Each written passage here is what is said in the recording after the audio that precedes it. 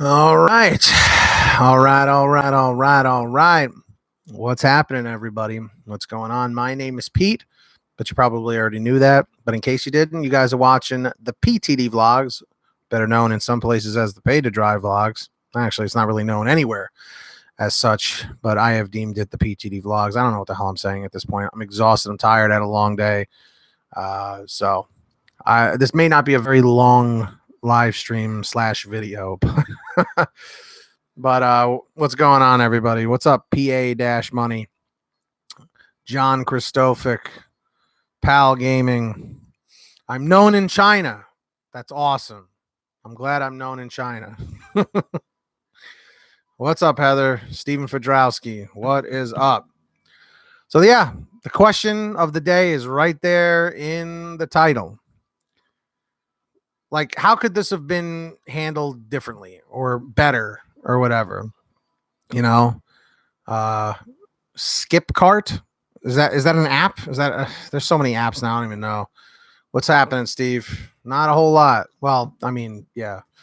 I was doing non-delivery stuff related today, and it just completely exhausted me because I'm not used to working out and doing like physical activity like I used to, like lifting things and stuff. So it just completely took a lot out of me. But that's irrelevant right now. But anyway, so to bring you guys up to speed, one of my viewers got on the Facebook group, the Delivery Driver Lounge, our Facebook group, and posted this whole thing about a really lousy interaction that they had with a Chic-Fil-A restaurant owner. She basically, to sum it up, she walked in to pick up an order for DoorDash.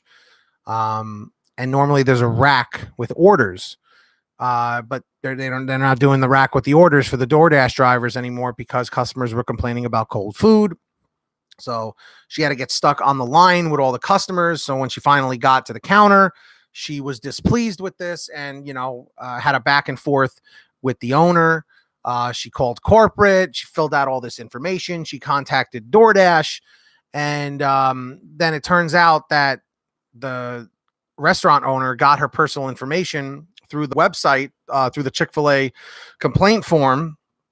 And what ended up happening was, now he's calling her phone and leaving voicemails and stuff. You know what I mean?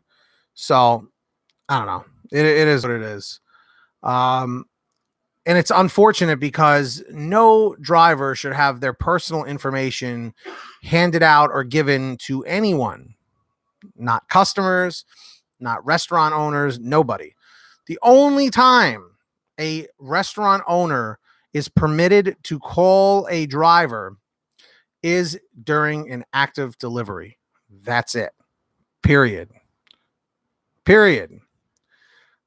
Exactly, John. That is my point. The restaurant owner should not be calling the driver's phone, harassing her. And this is like even outside of working hours, I believe, if I'm not mistaken. So she's like, what do I do?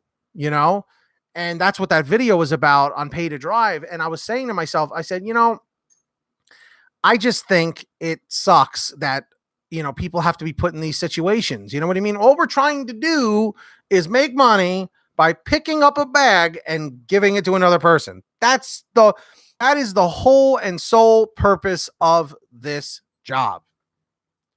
To do that. And nothing more. And what happens? You know what I mean? It's like, it's crazy. I did, yeah, on Pay to Drive, like maybe 15 minutes before I started this one, Pal Gaming. Stephen Fedrowski, owners prided during activity delivery, owner going so far. Stephen, I'm sorry, man, I couldn't really make out what you were trying to say there. Todd Colby, Grubhub shows the driver's real phone numbers on the Grubhub tablet. Oh, I know. And like I said, the only time a restaurant owner or a employee from a restaurant should only be contacting the driver during an active delivery if they actually absolutely, by all means necessary, have to reach out and contact the customer, to the driver. That's it. She may have to change her number or she can just keep blocking numbers. But I was telling her, if this becomes like a regular occurrence where he's calling her and leaving her voicemails, like threatening or whatever he's doing, she absolutely has to report it to the police. She has to make a police report and maybe get a restraining order or something. It's harassment. It is harassment. No matter how you slice it, it is harassment, you know? And although this is negative, let's always try and stay positive. Smash that like button down below. Close out the chat. If you're on mobile, hit the like and then tap on live chat and it'll bring the chat right back up. What's up, J Dig? She said that he called twice and left one voicemail. So, and she said in the voicemail, he was not apologetic, which leads me to believe that he was either insulting her or harassing her or threatening her in some way. So, you know, it's just like, it's sick, man. You know, it just, you know, it's sick, the kind of crap that has to happen. Kiel Livingston, some drivers are total dicks, though. My wife picked up from one place frequently, and they told her they had to ban another Grubhub driver because he took the food, left, came back about 10 minutes later. Oh, yeah. No, absolutely. Kiel, it happens. It happens. I'll tell you a quick story. That one popular Greek restaurant in my market for Grubhub, there was this one guy, this one driver, and I know who the driver is. I've spoke with him before. He's just a strange guy. He was giving an attitude every single time he came in to pick up the food. And I don't understand why the drivers, like some of them, not all of them. I mean, I would say it's maybe a third of drivers that are real total jerks. It's just not cool, man. This guy would come in, give an attitude, you know, like be like, don't talk to me or whatever. Like I remember like the hostess girl that would seat the customers and deal with all the Grubhub tablets and the food tablets, the gig tablets or whatever you want to call it. She would tell me the stories and she's like, we would contact Grubhub over and over and over. Like, please stop sending this guy. Please stop sending this guy. And they never stopped them. It was always to my understanding that if enough like restaurants complained about you, that you would just get deactivated on principle alone from all of these complaints, because then you start developing a pattern. It's like, okay, the Greek restaurant complained, the salad the salad place complained. And fun fact, which is not fun at all, but this is what I'm calling it. He took my order one time when I was in one of the salad places picking up. He walked in, you know, the guy always looks like he's on drugs or something. Like he's completely drugged up. He's always like, hey, what's going on? Yeah, all right. Like he's always been cool with me, but like he's a jerk to the people at the restaurants. And he came in one time, snatched up the bag I was about to grab. I didn't even know, because like it was like he walked in first and then I walked in after him, and he was walking out and I was walking in to go pick up from the rack, the salad order rack. and then the owner, who I was cool with, or I am cool with, was like, hey man, that guy just took your order. And he was like, damn it. And he had to call the guy. He called him back in. The guy gave him an attitude. It's like, dude, you didn't read the name on the receipt. You know what I mean? It's like, it's your own fault.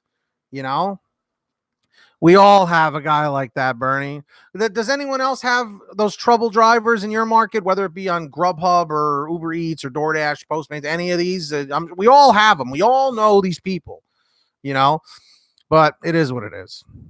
Anyway, on that note, my comment question is, how do you think that this Chick-Fil-A DoorDash driver situation could have been handled differently? You know what I mean?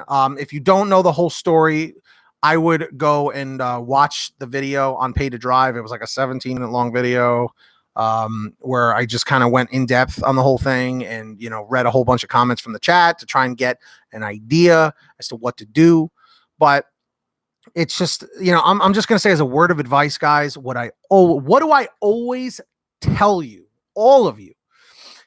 What do you do when a situation gets hairy in a restaurant? What do you do? When a employee treats you badly, when an owner or a manager treats you poorly, what do? Keep a smile on your face. Be like, no problem. No problem. I understand. Not a problem. You know what I mean? Just stay calm. There's never a reason to start getting loud or physical and argumentative. There's no point. Kill them with kindness. Always, always, always. Stop, drop, and roll. Could you imagine? Like, what's wrong with you? You're 15 minutes late. Stop, drop, and roll. Just in the middle of the restaurant on the dirty floor. See, Pal Gaming, nice play on words there. See what Pal Gaming does when it gets hairy, he uses hairspray. So, bravo. Touche, I should say. But on that note, smash that like. We'll take this negativity, keep it positive. Smash that like. Let's see if we can go for 50 likes. That'd be cool.